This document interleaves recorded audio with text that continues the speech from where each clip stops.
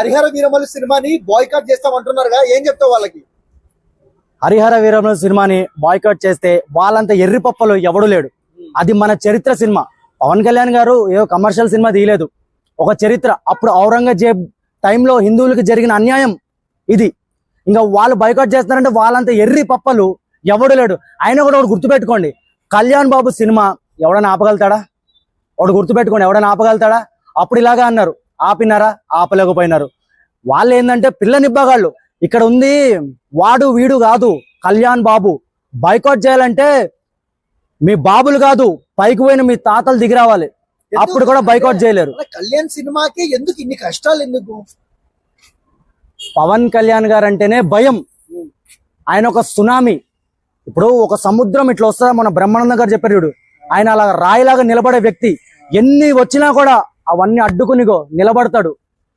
ఆయన ఈ రోజు రాజకీయాల్లోకి రావడానికి కారణం కూడా ఆయన ప్రజల కోసమే. కాదు బ్రో, ఇప్పుడు వైసీపీకి సంబంధించిన కొంతమంది నాయకులు కావచ్చు, మంత్రులు కావచ్చు, మాజీ మంత్రులు కావచ్చు,